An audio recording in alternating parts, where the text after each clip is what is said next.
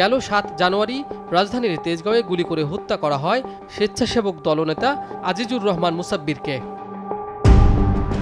ঘটনার পর এটিকে রাজনৈতিক হত্যা ধারণা করা হলেও একাধিক আসামি গ্রেপ্তারের পর সামনে আসতে থাকে কারওয়ান বাজারের চাঁদাবাজি আর দখলদারিত্বের বিষয়টি। গোয়েন্দাদের অনুসন্ধানেও এর প্রমাণ মিলেছে। কাঁচাবাজারের একটা বড় জায়গা, ওখানে সাধারণত ওটের দখল বাণিজ্য এবং চাঁদাবাজি কেন্দ্র করে এই হত্যাকাণ্ড সংঘটিত হয়েছে বলে আমরা প্রাথমিক তথ্য পেয়েছি।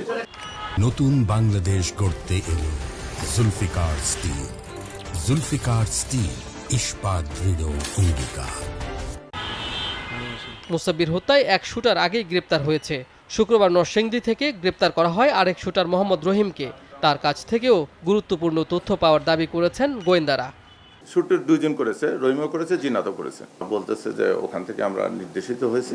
দিলীপ ওরফে বিনাশ এরকম একটা নাম আসছে, আপনারাও কয়েকটা মিডিয়া টেনে করেছেন যে উনি সম্ভবত দেশের বাইরে আছে।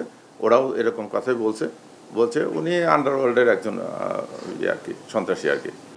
ডিএমপি মিডিয়া সেন্টারে সংবাদ সম্মেলনে জানানো হয়, কারওয়ান বাজারে সক্রিয় রয়েছে 8 থেকে 9টি চাঁদাবাজ চক্র।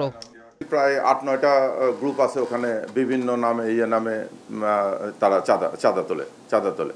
এখন এই সিন্ডিকেটটা ভেঙে দেওয়ার আমরা চেষ্টা করতেছি। আমরা কাজী ফয়সাল, চ্যানেল 24, ঢাকা।